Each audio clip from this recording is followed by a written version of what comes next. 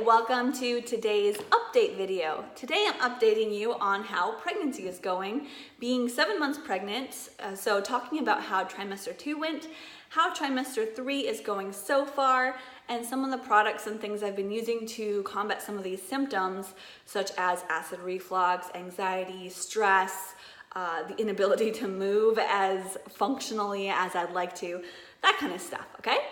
All right, so here we go. My name's Ashley, if you don't know me. I am a yoga teacher and wellness professional, movement artist. Of course, I can't move as well as I used to, but I move in my own kind of ways, and it just works. So what's been going on? The last time I did an update was a while back, and so I thought it'd be a great time to bring that back and say, here's what's going on. I'm still able to do handstands. I'm still able to teach yoga, although a little bit more limited. Some of the symptoms I've been having, the biggest one, physical symptom, is acid reflux. I've never had that before, or heartburn, whatever it's called. It's where it just feels like especially if I bend over, it feels like there's acid coming up my throat, and it feels like I might have to throw up. And a lot of times it's after eating, specifically acidic foods. I don't know, big meals and stuff. So some of the recommendations from my midwives were to eat more frequent meals, but smaller. Don't drink a ton of water during meals, but do drink, plenty of water. And also they gave me the recommendation of taking papaya enzyme, which is a natural alternative to Tums. So it's papaya, this is natural papaya plus enzyme, and it's a chewable, and you eat it with food. It doesn't taste the best. It's okay. It's not bad. It's just not very good. But you just chew it up with your food, and supposedly it helps. I got this a couple days ago, so I haven't really tested it with a whole bunch of foods, but I have had a few of these a few times. I've been eating a little bit healthier too, being at home now, and so this is a recommendation. And so hopefully that's helping, and also just eating healthier in general.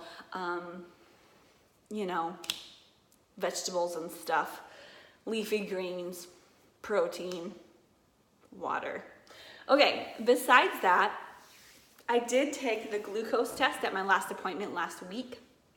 The glucose test is where there's a couple ways you can do it, but I chose to drink the super sugary drink an hour before the test, and they draw your blood.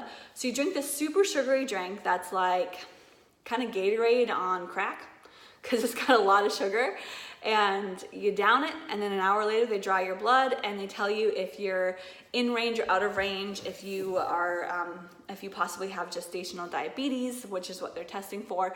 And the next day I got my results back, everything was fine. I ate a donut right after the test. So I'm like, because you're not supposed to eat a lot of sugar before, so I'm like, I'm gonna have this donut to celebrate taking this test.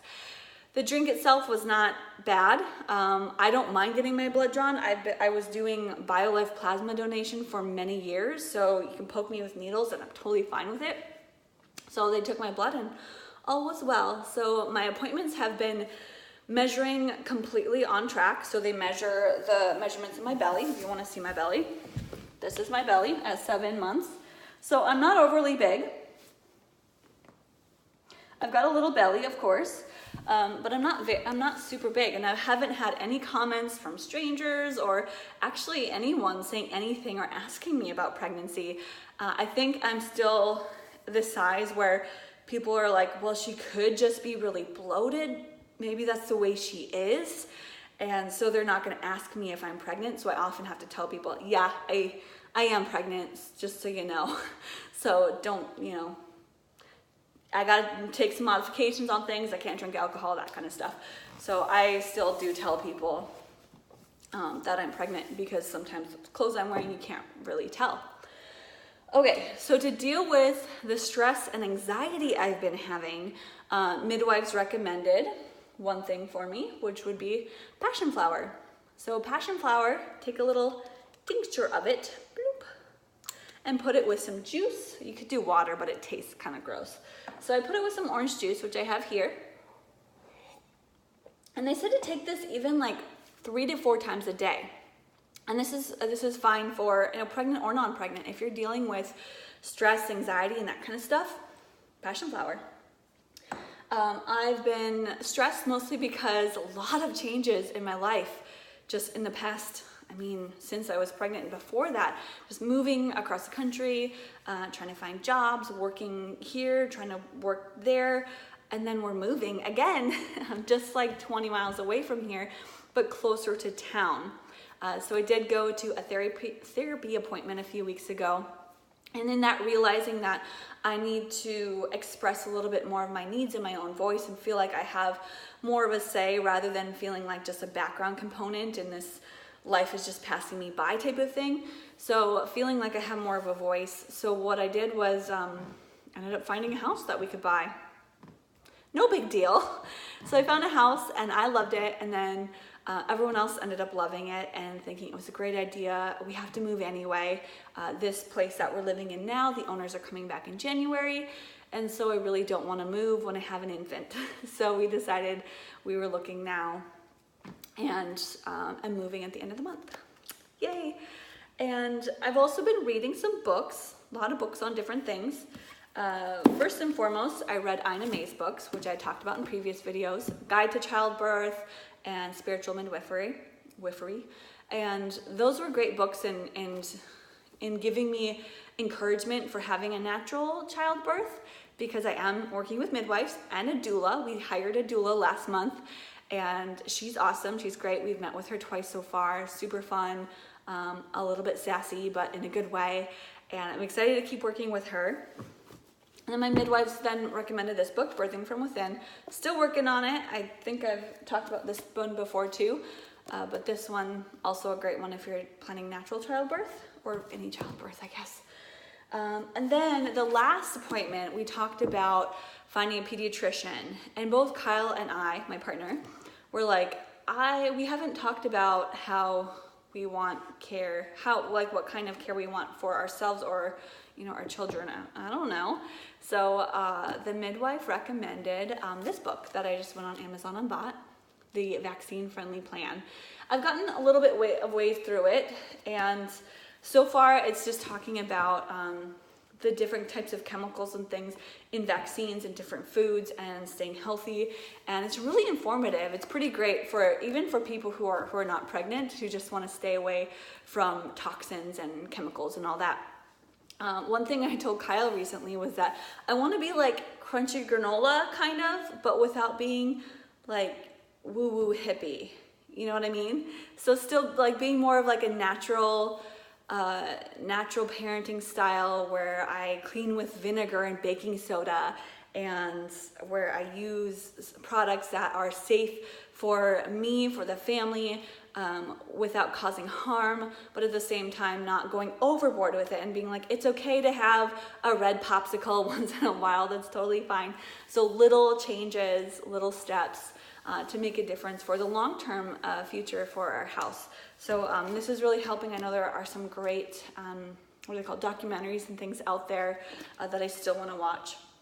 I'm also reading books on healthy couples, healthy marriages and relationships. So I'm not married, but all the books that I want to read or take advice from are usually books on marriage, just because it's more of like, we're living together, we are having a baby. It's a lot like a marriage, even though we don't have the wedding behind us. Maybe it's in the future, but right now it's just finding ways to work and manage finances, kids, household, all of that, and each other, and lift each other up in a way that's healthy and good for us all. So I'm reading this one is The 7 Principles for Making Marriage Work. I haven't started it yet, but I've paged through it and I've heard great things about it. My doula recommended it, and I actually got this from Kyle's mom. Anything else?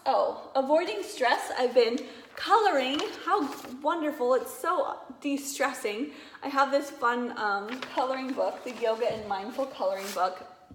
I've got other ones too, but I got these from an old yoga student from the past, and they're so much fun. So I've been coloring. I still do my morning yoga.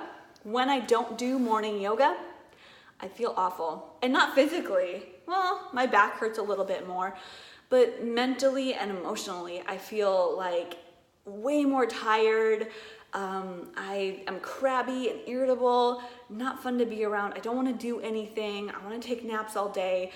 So when I do my morning yoga, as I did this morning, I am more apt to do things like make this video or go out and play or go on a walk or eat healthy. So this morning, even though I slept in, Kyle's off at work, I was like, you know what? Even though it's 10 o'clock or 10:30, I'm still gonna do morning yoga. So I whipped out my yoga mat and did about 45 minutes. And it's very simple, but it's not really easy. It's just a modified version of what I used to do. So I did a lot of Ashtanga in the past, and I like the primary series. It's basic, it's good. And so now, pregnant, I do a modified version of Ashtanga with the 5 sun salutation A's, 5 sun salutation B's, a standing series with some tweaks in there. And then I sit down, do some seated poses, lie down, and then just kind of stretch however I want, whatever from there. And it's about 45 minutes. And that is even that simple practice, that simple daily routine makes me feel so much better. And also it makes me feel like, you know what? I got my physical activity in for the day. I don't need any more. So in case I don't get to go on a walk as long as I wanted to, or in case I don't get to do any other physical activity, I still did something today and I feel accomplished. If you want to learn more about my yoga stuff and developing in your own yoga practice, here's a little pitch for you. Go to ashesyoga.com. There I have an intro to yoga tab where you can see 7 short videos, and also you can look at some guides and stuff for creating your own home yoga practice. Anyway, this is my 7 months, 30 week, whatever video update for pregnancy. It's honestly, physically, I have been feeling, I think, really good. I'm feeling movement pretty much all the time. And instead of little kicks, it's like rolling waves in my belly. And I can actually see it move too. It's really cool. So physically, I think that everything is going really, really great. I've gained about 20 pounds. I'm measuring correctly. Everything is like on point. It's just honestly that emotional and mental part that I'm really working on now. Physical stuff, it's crazy because I thought it would be a lot harder physically, but instead it's that emotional, mental stuff that's a lot harder than this physical stuff. So I have no worries or fears about giving birth or labor, at least right now. Millions and billions of people have done it in the past. So whatever happens, I'm kind of open. If I do have to, for some reason, be transferred to a hospital, I'm open to kind of, best recommendations from my midwives, and feeling good about that. So I'm due October 20th. Hopefully a little before that. I don't want a Halloween baby, but October 20th is the date, and it's now August. So I've got about 2.5 months, 2 months and some days left in this, and it's just gonna get, I'm just gonna get bigger from here. I'm gonna keep doing a couple more updates. All right, thanks for watching, bye.